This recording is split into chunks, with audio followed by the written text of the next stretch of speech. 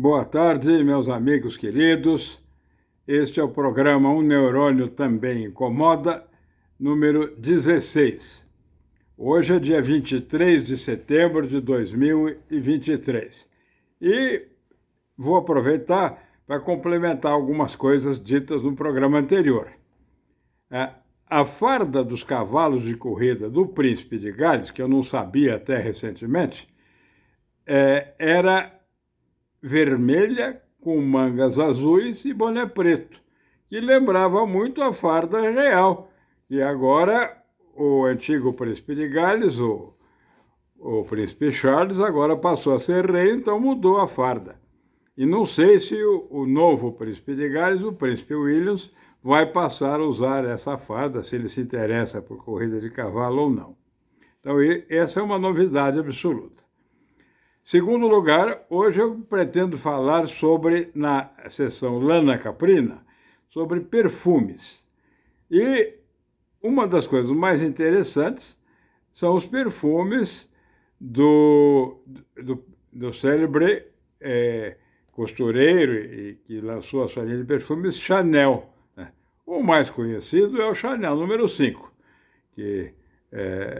mas há vários outros tipos de perfume Chanel, inclusive com outros números, que eu uma vez vi numa revista europeia uma fotografia de todos os perfumes da Chanel, um do lado do outro, e mais para frente eu vou mostrar para os senhores em outra ocasião.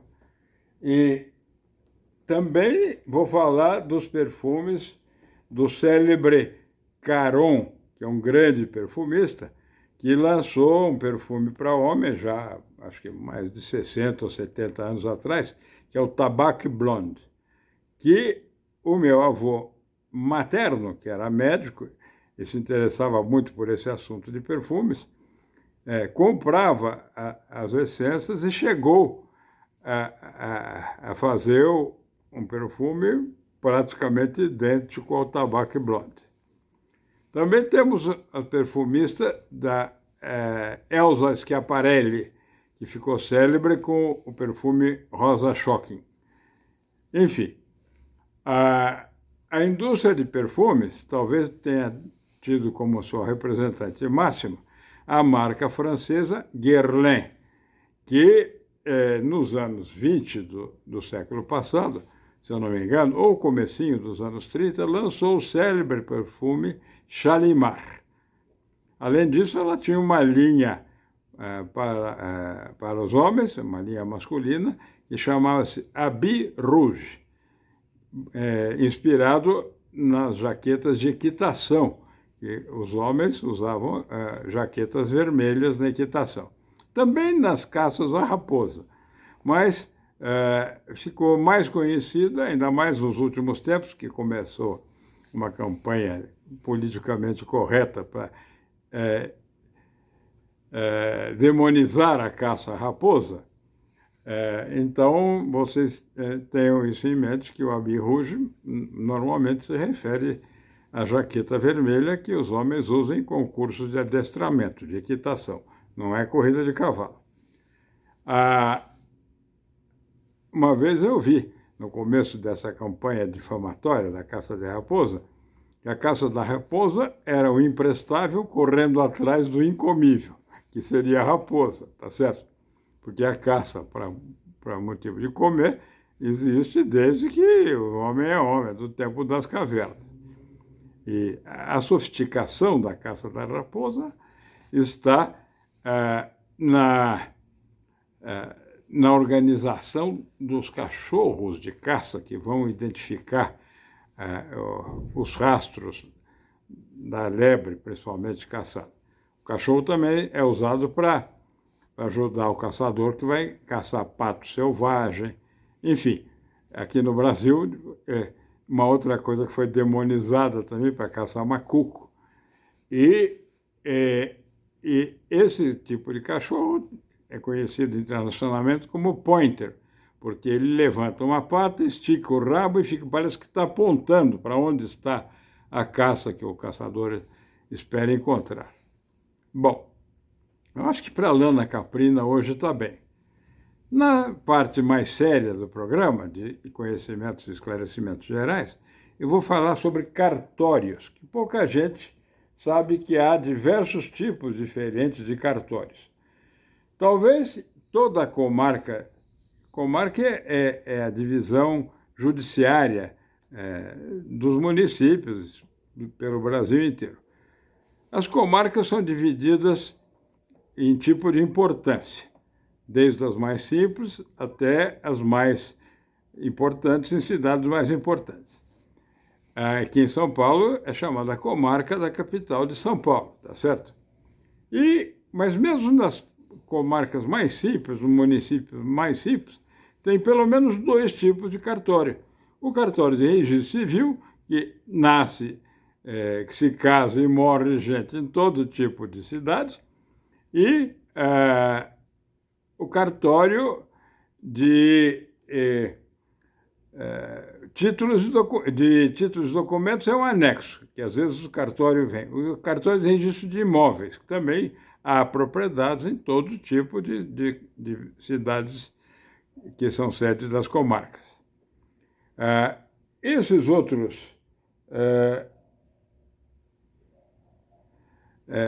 cartórios só existem de forma separada, especializada, nas grandes cidades, onde o volume de trabalho justifica a criação de um cartório especializado só nisso. O títulos e documentos, como eu falei, o cartório de registro civil de pessoas jurídicas também, que é registrar empresas de serviços de pequeno porte, que não são comerciais, porque as comerciais todas são registradas na junta comercial hoje em dia. No passado, eram registradas nos registros de imóveis. Até sociedades anônimas, no passado, estou dizendo por volta de 1900, eram registradas no registro de imóveis da cidade, que tinha esse anexo também de registro do comércio. Tem também os cartórios de protestos, que no interior também muitos registros de imóveis têm essa seção de protesto também, porque não se justifica criar um cartório só para isso. Temos ainda os cartórios de notas, que são conhecidos como os tabeliães, onde se fazem escrituras de, sei lá, testamentos, enfim, acordos, emancipações de pessoas. Eu mesmo fui emancipado. No dia que eu fiz 18 anos, meus pais foram comigo ao tabelião e lavraram a escritura de emancipação. E a partir daí eu já tinha todos os direitos, como se 21 anos já tivesse. Enfim. E também, por último, há os cartórios judiciais, e eu não estou bem certo se existem cartórios policiais também, porque os cartorários, em geral, têm fé pública. Então, nessas coisas importantes, que é a tramitação de processos judiciais de toda espécie, e cartórios policiais também para fazer constar todas as ocorrências, obviamente, as de maior ou grande importância. Enfim, aqui no Brasil, aqui em São Paulo, existe tantos cartórios de notas, de tabeliães, que eu acho que está beirando os 20 cartórios diferentes, tá? De protesto também, já são mais de 5 ou 6, com certeza. Tanto que há centros de distribuição de documentos para tratar equitativamente todos os cartórios. A gente vai a uma central, aqui em São Paulo é na rua 15 de Novembro, centro de distribuição de títulos, e aí, por sorteio, o título fala, não, agora o senhor vai dar entrada nesse seu documento no cartório número tal, que fica na rua tal. Enfim. Então, são pequenas coisas que as pessoas que não têm obrigação nenhuma de saber essa diferença, às vezes muito advogado também não sabe,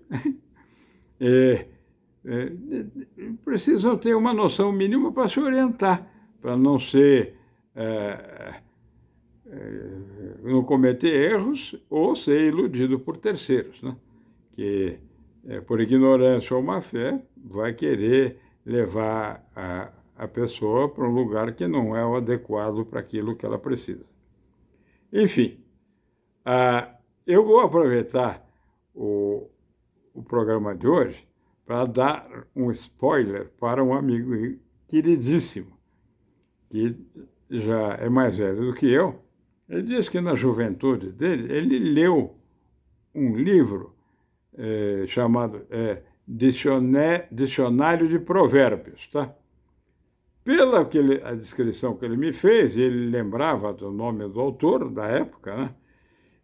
Eu consegui achar aqui na estante virtual, que é um grande cadastro de livros usados, que tem sede no Rio de Janeiro. Claro que a maior parte do movimento é gerada por São Paulo, pela pujança econômica de São Paulo, e da qual eu sou usuário, sei lá, há mais de 20 anos. Já achei pérolas maravilhosas na estante virtual. E essa, então, eu vou levantar para pegar, que eu quero mostrar ao vivo, porque de certo ele vai ver esse programa, então já vai saber que é presente para ele. Primeira vez que nós nos encontrarmos, ou se ele der outra instrução, será encaminhado a ele.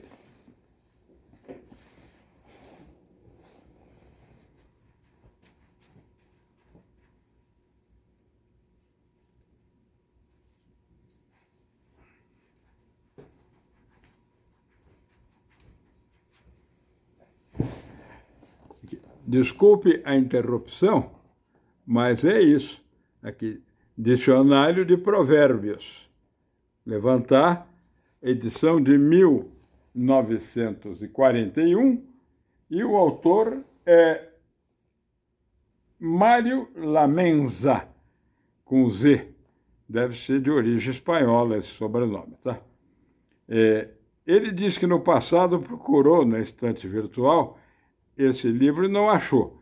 Por quê? Porque é aleatório. Quem um dia resolve vender os seus livros na estante virtual pode cadastrar hoje um livro que ficou fora do estoque da estante virtual por anos. Eu tive sorte e achei logo esse e comprei para dar de presente para esse amigo queridíssimo, que ele vai saber quem é. Enfim, a vantagem da gente ter ferramentas de buscas é essa. Quem entrar no Google e pedir Racing Colors, que na Inglaterra é assim que se usa, vai ter várias indicações sobre as fardas de cavalo de corrida que eu me referi no programa anterior. Antigamente, quem cuidava disso era o Jockey Club, que lá, mais do que um clube de cavaleiros, era a autoridade que regulava as corridas de cavalo em todos os seus aspectos. Se eu não me engano, até os anos 70, quando foi criado a British Horse Racing Authority, que hoje é ela que regula tudo, para não ter duas fardas idênticas de proprietários diferentes, e regula as combinações de cores, desenhos possíveis. E como todo inglês respeitador do direito dos outros, todas as fardas anteriores podem continuar sendo usadas, mesmo que não atendam mais os requisitos atuais para a confecção de novas fardas de cavalos de corrida, de jockeys, né? Enfim, então é isso que eu acho uma delícia, a gente ter algum hobby, algum interesse, e saber que na Inglaterra tudo é feito com o maior respeito e diligência. Existe uma célebre anedota de que um brasileiro entrou um dia numa sapataria em Londres e fala assim, os senhores têm sapato de crocodilo? E o vendedor falou assim, sim senhor, que número calça o seu crocodilo? Então é uma delícia, isso é obviamente uma ironia, mas mostra o respeito que os ingleses têm para com o público consumidor. Existe um livro magnífico, já foi editado há uns 10, 15 anos atrás, chama A Nation of Shopkeepers, porque é dedicado ao todo tipo de negócio que houve, tanto no passado como existem alguns até hoje, em Londres, que sempre foi a cidade mais importante da Inglaterra. Então você vai achar de tudo, né? Vai achar fabricantes de chapéu, né? De guarda-chuvas, enfim. E também, recentemente, nas minhas pesquisas, e graças à informação de uma pessoa queridíssima, eu recebi a fotografia de uma etiqueta de uma malha, de um cardigan, né? Aquele tipo de agasalho que você veste e tem botões na frente, feitos de lã de vicunha pela Pring of Scotland, que num dos programas anteriores eu disse que nunca tinha visto nenhuma etiqueta da Pring of Scotland de algum agasalho feito com lã de vicunha, e agora recebi essa informação. Então, muitíssimo obrigado pela atenção a todos. Peço que vocês comentem, respondam o que vocês têm achado mais interessante, quais os assuntos que vocês gostariam de ver tratados, tanto na parte de curiosidades, que é a Lana Caprina, como na parte de informação geral, para melhorar a vida de todos, que nós estamos aqui, ao contrário do Chacrinha, para esclarecer, não para confundir. Muito obrigado, até logo a todos.